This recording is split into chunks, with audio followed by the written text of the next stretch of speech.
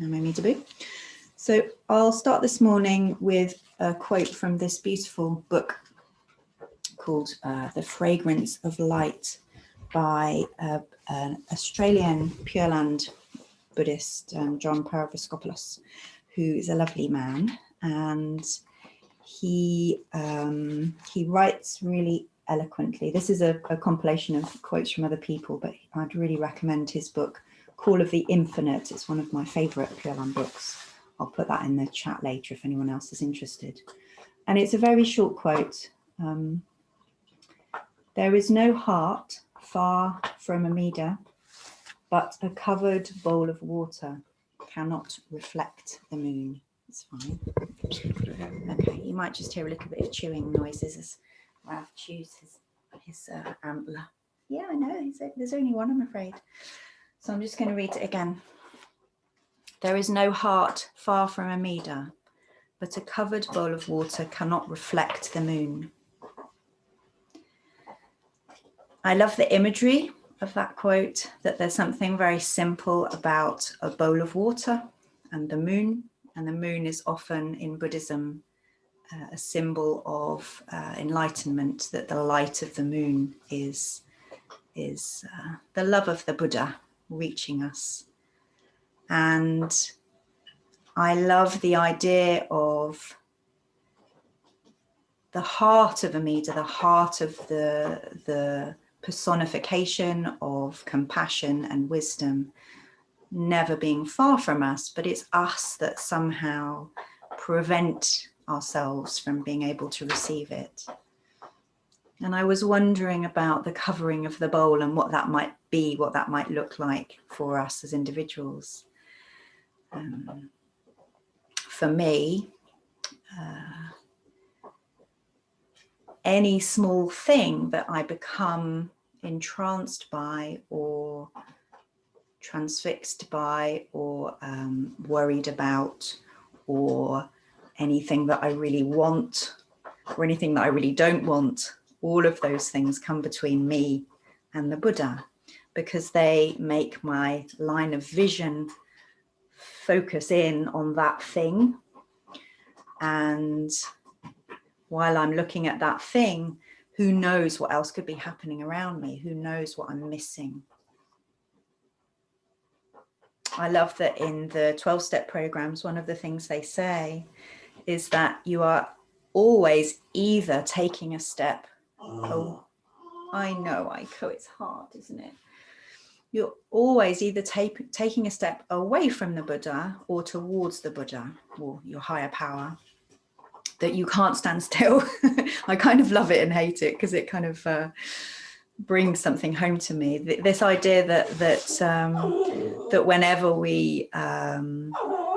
we do anything, we're either opening our heart up or we're closing our heart down.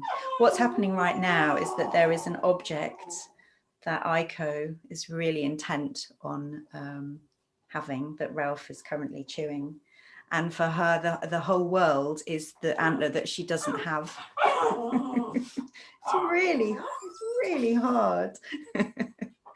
And there might be, people stroking you, or might be other things to do in the other room that would be really fun. There's a whole toy box through there. But all she can think about, all she can see is this antler that she can't have. And now, if we take the antler away, enlightenment.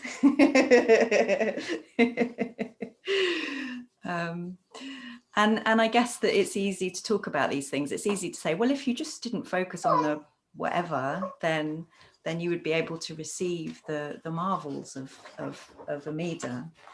And as human beings and as dogs, it doesn't work like that, because you know where the antler is, you'll just climb up and fetch it. I'm going to throw it away, guys, so you can go away. So the wonderful thing about Pure Land Buddhism is that we don't need to feel entirely responsible for the covering on our bowl, that it's not something that we're always in control of. We do what we can, and we're also driven by our greed and our hate and our delusion.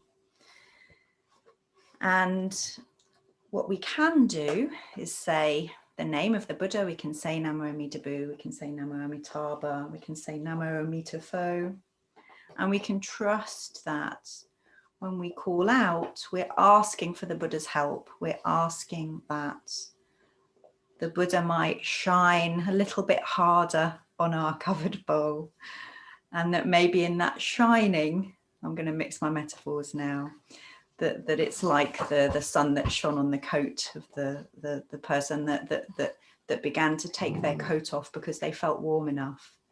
That as we feel warmer and safer and more loved, then we can just turn a little bit towards the Buddha and receive everything that's already beaming at us, but we're not able to take in. So as we sit silently, you might want to just imagine yourself as a bowl of water with a covering over the top. The covering will be made up of all kinds of things, and just allow the light of Amida to shine on that covering. Don't push anything, don't worry. And if a little bit of light gets in here and there, then just savor that light and allow it to nourish you. And then after a while, I'll begin chanting, and we'll chant Amitabha. And Aiko's now got the bone, which has definitely helped her. And Ralph is not suffering too much. Doing all right, aren't you? Yeah, good boy. Namo Amitabha.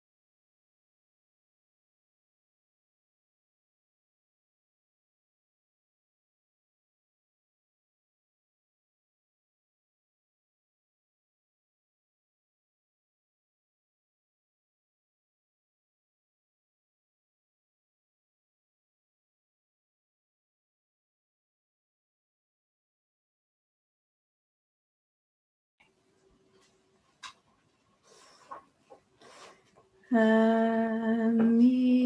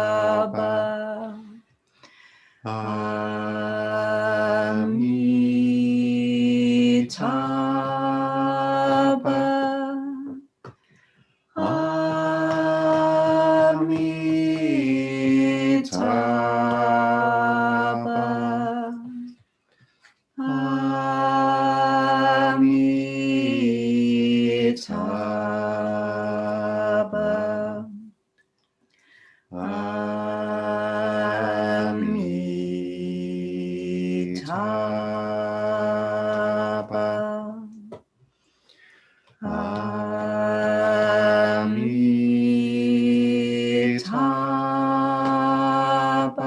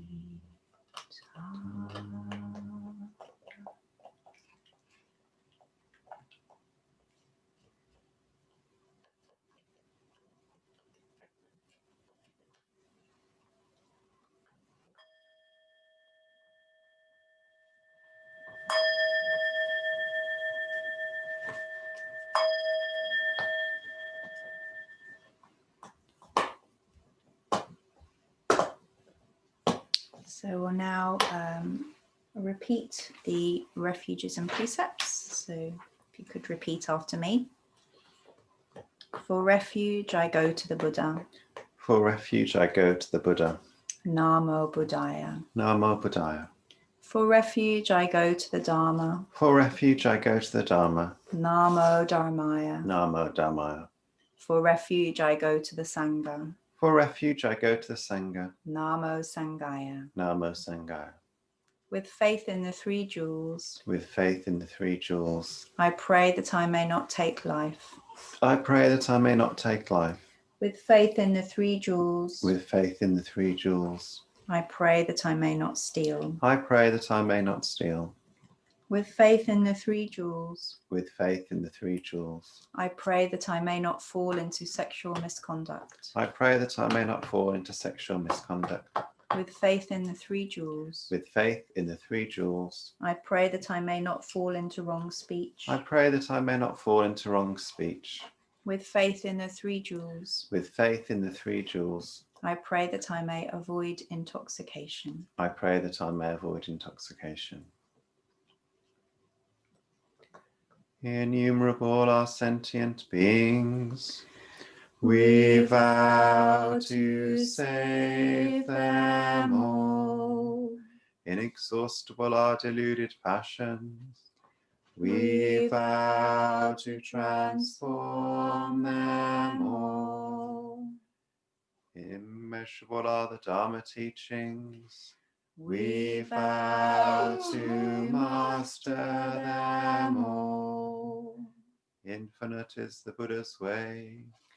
We vow to fulfill it completely.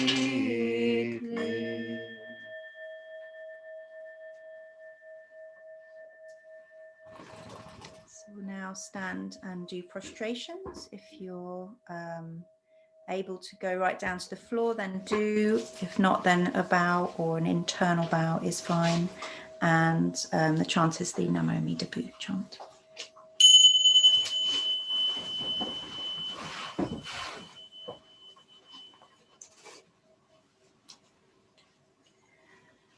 Namo Amitabha. Namo Amitabha. Namo Amitabha. Namo Amitabha. Namo Amida.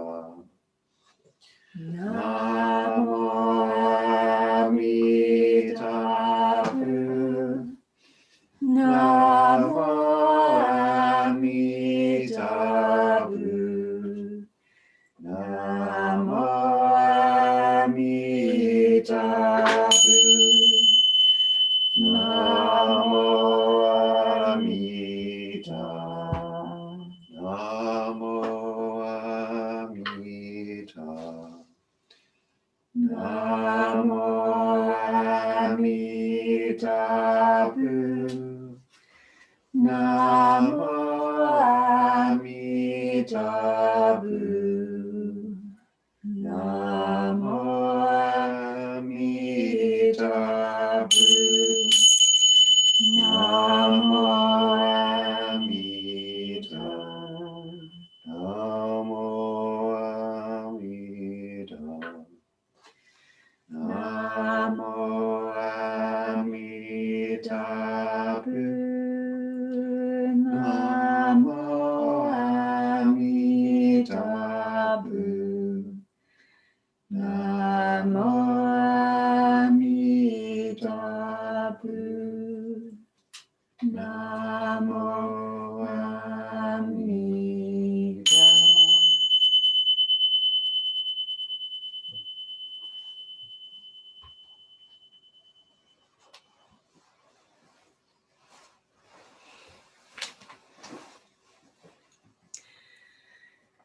So now we will bow to each other.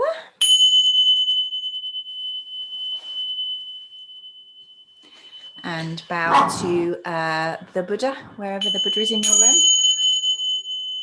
There'll be one somewhere, even if you can't see it. Maybe on the screen. Maybe on the screen, yeah. Oh, not much space down here. And now we finish by, if everybody would like to unmute, we will say our closing verse together. So it's a nice jumble of people's voices. Blessed by Amitabha's light, may we care for all living things and the holy earth. Namo Amitabha. You haven't quite learned it yet, have you? It's all in different voices at different times.